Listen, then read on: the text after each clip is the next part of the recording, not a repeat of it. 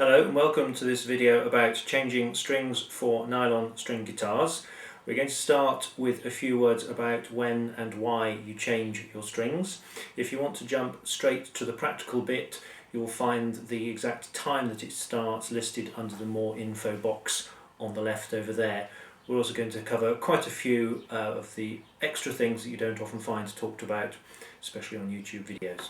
So the first thing to say is that when we talk about why you change your strings, the most important thing we're thinking about is the three covered wound bass strings, because they're the strings that physically deteriorate and that greatly affects the sound that you make. So the reason that we change them, assuming that they haven't broken, is that your strings get to such a stage of deterioration where they really don't sound as good as they should do.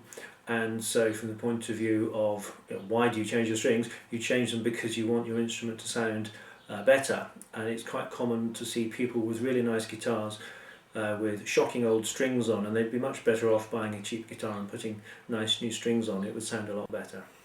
Here's an example of a set of bass strings that really need changing very badly.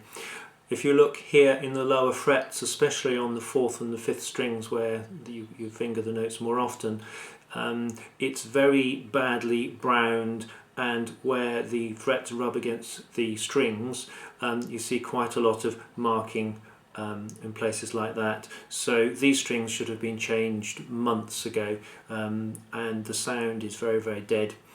What happens if you leave them on long enough is, especially here on the 2nd fret of the 4th string, the winding will actually break, exposing the nylon core, and that's a bit painful because it sticks the winding in your fingers, and eventually the string will break itself. Here's another guitar.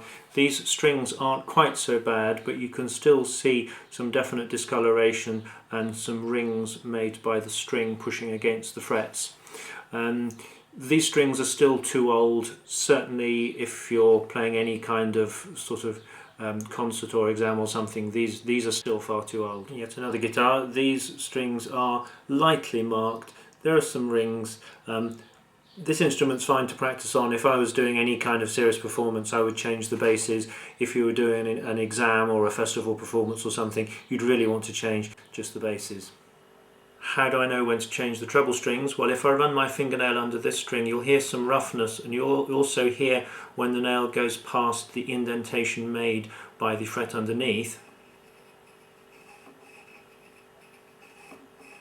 So these treble strings really need changing too. So you can see that it's quite likely that it's only the bass strings that you really need to change. If you go to a normal music shop, they will almost certainly only have complete sets where you buy the 3 basses and the 3 trebles as well, and obviously you need to have plenty of strings around, so always have at least one complete set. If you get into changing your strings really regularly, if you get in touch with a specialist guitar shop, they'll be able to supply you with a set of strings 4, 5, 6 of your choice. And of course the reason you might want to only change your basses, firstly it's a little bit cheaper, not much because the bass strings are more expensive string by string. Secondly, it's a lot quicker, half the time, and less effort. And also, if you change your trebles, they do take longer to settle down. We'll talk a little bit more about making a string settle down later on. So when you can, just change the basses. Then we're going to crack on and change some strings. First thing to say is always change one string at a time. But so that you can see really clearly, I'm going to take all the strings off this guitar, and you can see exactly what I'm doing just looking at the one string. And the first thing to do, if you haven't already, is get yourself a string winder. They save a lot of time and most of the physical effort that you need to put in. You get fancy ones, you get simple ones. They're one of the best things you can get. They're really brilliant. So first we have the naming of parts. This is the bridge. I'll draw your attention to this white part here. This is called the saddle. If it's loose, don't worry, it's supposed to be removable. And then behind this here, it's kind of a rectangular piece of wood with holes drilled through going that way. This is called the tie block. Then up at this end, this whole area here is called the headstock. The white part here with 6 grooves is the nut. Sometimes that's also removable. You have your slots here and your tuners along either side. and you notice that each one's got a gear, and then the roller with the hole down the middle is there. We're going to begin with the bridge, and with the guitar flat on the table like this, I'll draw your attention to this part of the tie block there where the holes come out that way.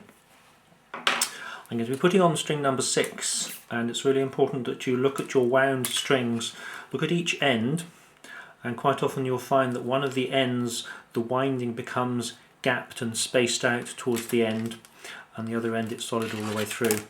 If you put the gapped end at the bridge, if the part where the winding is gapped gets on a corner or on the saddle, then it can break. So basically I always put the gapped end at the headstock. So we start with the string facing this way, looking through the hole. Little suggestion, take the last centimetre or so, or half an inch, and just give it a little kink like that, so it stands almost like a right angle.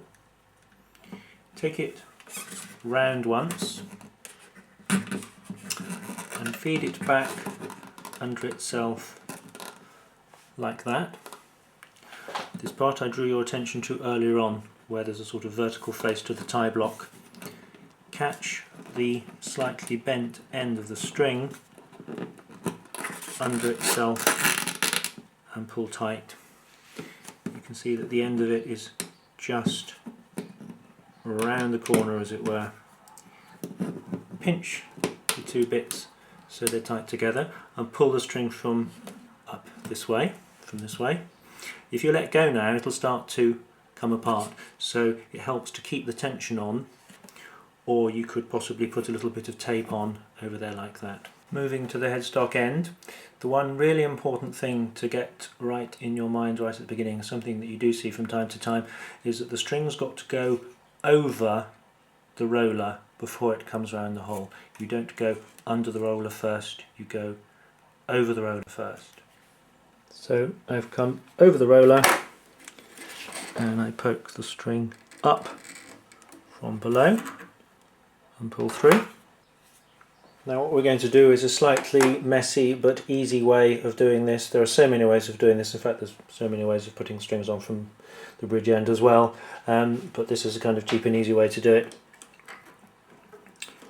Basically bring the string round itself once like that and turn. This is where your string winder comes in handy. I'm not going to be using it just for the moment. Doesn't matter if it's in the slot just yet. But turn it enough that it just takes up the slack, because then it'll hold itself. And with that angle you can see how it's kind of knotted round itself there. But before you go much further, just make sure that the bridge end hasn't come undone in any way. If you've kept some tension on it all the time and given it a good pull before you started, it should be alright. Now, we need to talk about the first string E, the top E. If you put it on at the bridge end in the same way as we put the 6th string on, as soon as you tension the string up, it will pull out. And when it does that, it can whack the varnish here and leave a nasty mark. There are two alternatives.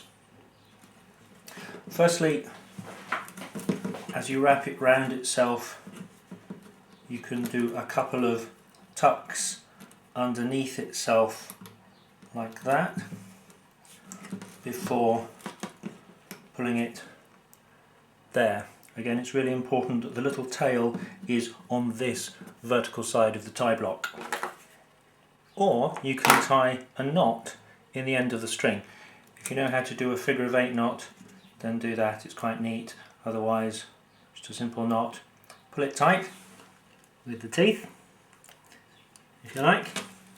Then, as I pull that to there, the knot will pull against the string that's catching it under itself, and of course when I've finished I can trim the untidy bit of tail there. Those are your alternatives. You can of course do both.